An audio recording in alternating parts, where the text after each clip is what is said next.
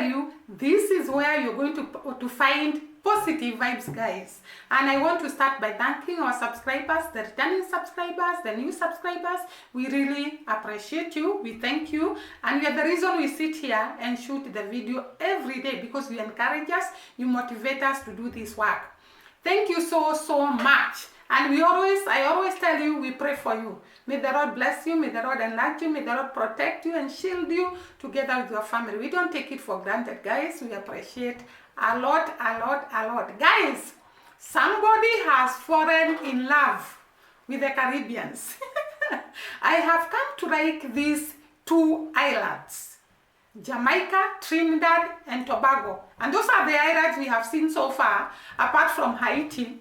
And I have come to learn there is great things in these two islands. They are beautiful islands, the people are beautiful, the nature is beautiful, the climate is beautiful. And I came to ask myself, if I happened to move permanently to Jamaica or to Trinidad and Tobago, what will I find on the ground?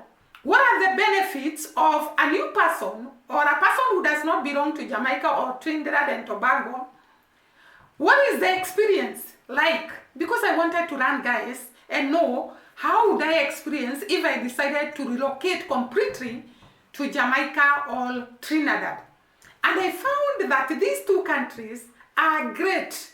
If one wanted to migrate, or rather to move permanently, to go and stay in Jamaica or Trinidad and Tobago, there are several things that are good, that are pudding, that are advantageous to the person that is moving in these two islands. I learned that one of them, these two islands, both of them have sunny climate. They have warm climate. And I remember Dimwango, when she arrived in Jamaica, she told us she loves the country because she had come from UK. And she said that it was very cold there. But when she arrived in Jamaica, she could walk in clothes that they didn't have hands. In other words, the place was too warm, the climate was conducive. And this is the type of climate all of us we eager to experience. Like me specifically, I don't like cold weather.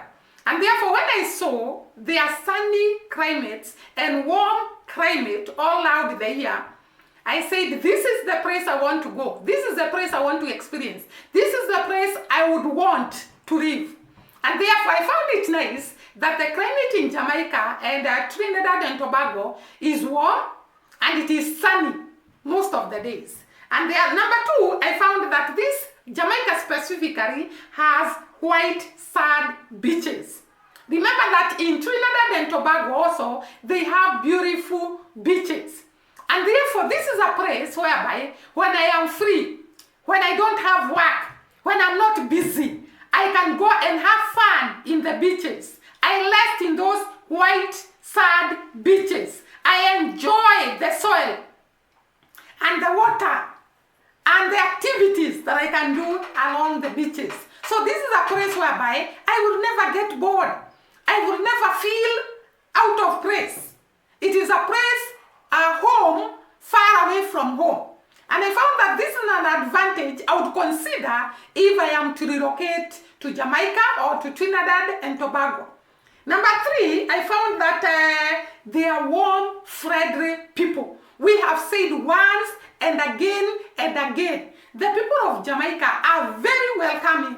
They are very warm people. They are very good people. They are good-hearted. They are ready to hold your hand and take you out. They are ready to accommodate you. We have seen it with the Dimwango, Shonarwa. We saw Esther hosting them, Kino taking them around. And there are so many people that are taking Dimwango around, even in Trinidad and Tobago. These people are warm. We found Dimwango actually going to the shop. She wanted to buy tomatoes, and the lady there in the shop offered to give her free of charge. There are several times we have seen Dimwango being given fruits in Jamaica free of charge. And even in Trinidad and Tobago, we have seen this. These people are generous. These people are warm. These people are welcoming. These people are good-hearted. And therefore, this is one of the factors I would consider if I am to relocate from Kenya to Jamaica or to Trinidad and Tobago. The other factor that I noted, they are vibrant cultures. We have talked about the cultures of these people, not to mention the carnivals, which are held every year in the two regions, in the two islands. There is a lot of fun activities to do. And therefore, their culture is so rich in music, it's so rich in artwork, it's so rich in so many things that you actually admire to stay there. And therefore, one of the things that I would consider, actually this vibrant culture, it is both in Jamaica and Trinidad and Tobago. These places have vibrant culture. We saw the reggae music in Jamaica, people all over the city and even along the streets. People who want to dance, people who want to sing, people who want to enjoy life. And we also saw in Trinidad and Tobago, when Chris Masterist was there, we saw the dance, the still dance, the pan dance, very beautiful culture.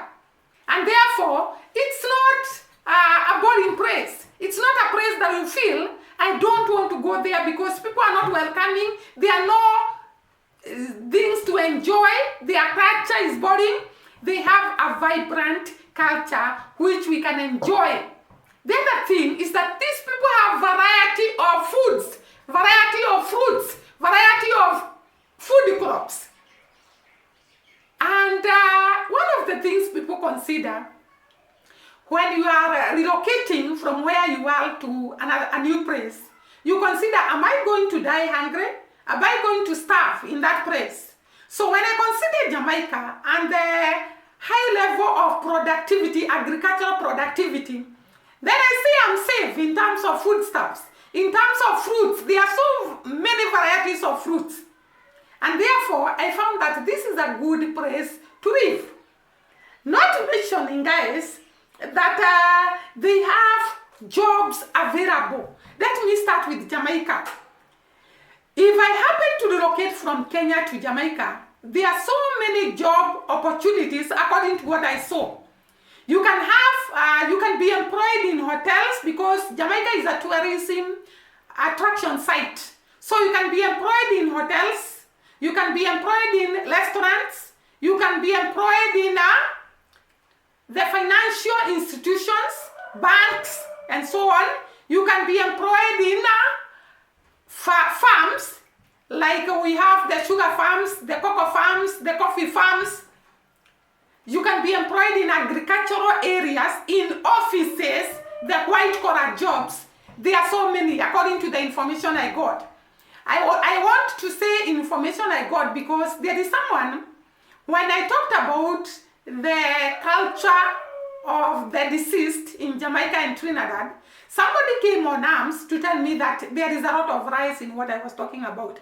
That is information I had actually taken time to look for. I don't know whether the internet can lie, but I want to say that is according to what I'm seeing. So I don't know on the ground whether that is what is happening. So there is a lot of foodstuffs in Jamaica, in Trinidad and Tobago. And I came to realize that in Jamaica, foodstuffs are available. They are cheap.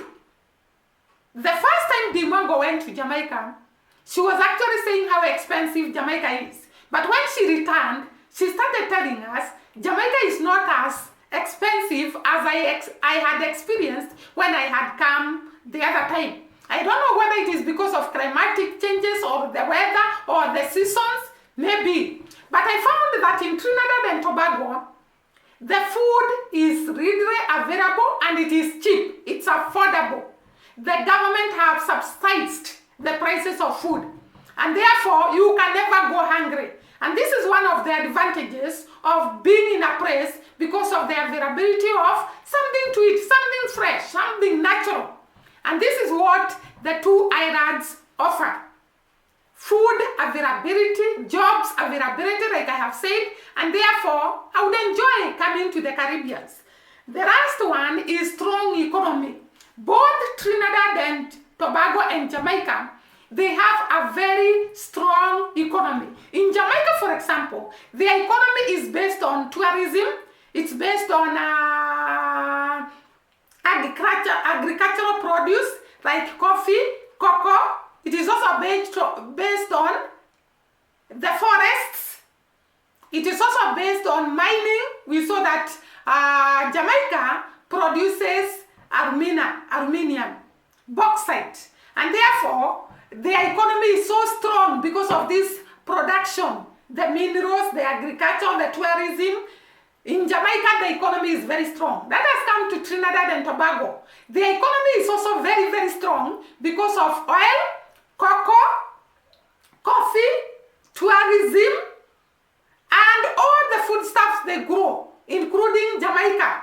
So they have strong economy, and when the economy is stable, then you are likely to do a lot in that country because you are favored by the economy. And therefore, a strong economy is a plus when one wants to relocate from one place to the other. The other thing that I want to say about these two countries, they have availability of transport from one place to the other. You know, that is something else that you consider, and their roads are perfect. I saw the roads in Jamaica, I have seen the roads in Trinidad and Tobago. They are great roads. There are no potholes according to what I've seen so far. And therefore, moving from one place to the other is very, very easy. I have seen the means of transport in Tobago and Trinidad. I have seen means of transport in Jamaica. And therefore, you can move from one place to the other so comfortably and so easily. That is another plus in this land. And apart from that, they are beautiful countries. You can enjoy the beauty of these countries, the waterfalls, the many beaches, the many tourism attraction sites, and therefore there will be no day I will get bored when I come to these countries. And therefore I enjoyed actually seeing the beauty of these two islands and learning a lot about them until I found what do I need to relocate from Kenya to Jamaica. And I found that if I am to go and work in Jamaica, I need a work permit or a work visa. Now, I also need a residential permit. I also need let me repeat again. I need a work visa, a residential permit, and I also need to know the local rules and the regulations, and I also need to know the cost of living, whether it is relatively low, whether it is relatively high. So I need to have a work visa or a residential permit. And I saw that this is very good information because as you move from one country to the other, you cannot just go ignoring how you can some of these things because they can affect you when you arrive there. We have seen so many people stranded when they arrive in a strange country and they don't know the requirements that are needed for them to stay in that particular country. So I had to find out what do I need for me to relocate from where I am to these countries. So those are the things that I saw are the requirements. The work visa, the residential permit, and of course I have to know the local laws and regulations so that you don't end up going to mess up in a strange country and you experience some challenges. So I learned that and I was so happy. Guys, that is what I learned about relocating from wherever I am to Jamaica or Trinidad and Tobago. And I am looking forward to the day I will be able, I will make, because I know traveling is not cheap. It's very expensive. I need to organize myself. There are so many people asking me, when are you going to come to Jamaica? When are you going to come to Trinidad and Tobago? Guys, I have to really plan myself because I cannot just come. You need finances. You need to be stable so that you know when you arrive there, there'll be no problems. You have to plan, in other words. And therefore, I appreciate the fact that you are really want me to come to your place. And when the time is ripe, I will come to your place and I'm going to enjoy it so much because I love it. The next part of this video, I want to talk about this woman called Carlo. You know, I've seen there are two sides in this woman. She comes in arms to attack Dimwango. And she actually claims that Dimwango is very proud. She keeps on boasting about her achievement. She keeps on talking about herself and so on. She also attacked the Mwango so much and the family. But I was surprised, guys, to find Carlo was attacked by her fans. And they told her that, I don't know, her way of dressing as she came to shoot the video, because most of her videos are shot at night, midnight actually. And therefore they were asking her, why do you dress so in a very posh way, and it is at night, midnight? Actually, I expect her to have a gown as she comes to shoot the video, because she's preparing to go and sleep. And she was up in arms to attack these fans. And do you remember, this same woman was attacking Dimogo and says that she has actually talked rudely to her fans. And she comes here to talk so rudely. Actually, she talked even more rudely. Dimogo had not talked rudely to the fans. She had just explained. But her, she was actually telling them, I don't care. You can unsubscribe if you want. You can go to other channels. I have been telling people they don't have to subscribe to my channel. If they have subscribed, they can unsubscribe. Too rude and too proud and too boastful. And that is the same things she accuses Dimogo of. I think people don't see the log in their eyes, but they can see the speck in somebody's eye. So I was wondering, and I actually commented in her video. I hope she did not delete that comment and she read. Why can't you allow people to comment to you and to correct you and to teach you what to do, while you are very busy correcting others and abusing them and actually shouting at them and talking so rudely to them, and you don't want to be corrected? These people have two sides. So she can feel bitter and she can feel angry when people attack her, but she does not expect the mother to feel angry and to be annoyed when she attacks her. So ironical. I completely was surprised by her reaction.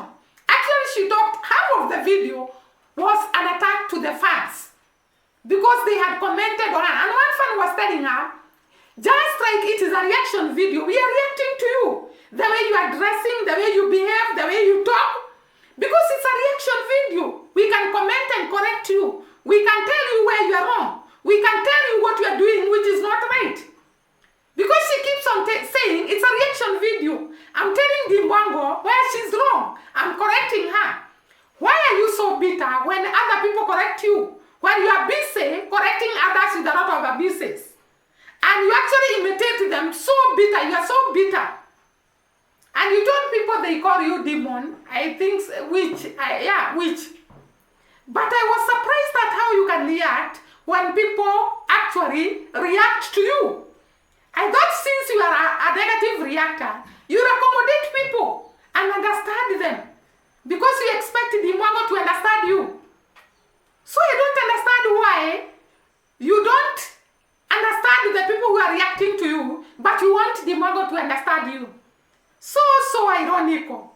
And I said I'm going to talk about it because I was wondering what is wrong with this woman. She's making noise. She's actually telling the people who are commenting, I don't need your comment. Go and comment in your video. Go and create a YouTube channel and comment in your channel.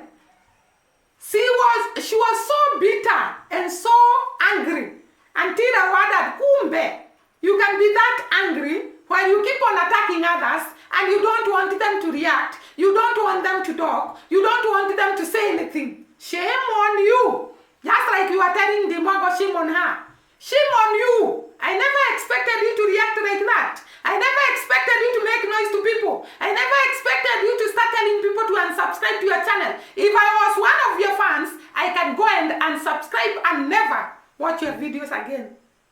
Oh my God, this woman can be two-sided. A chameleon. That is what she is. Guys, I think I've ended my video. I'll end it at that point. And I thank you. Till next time. God bless.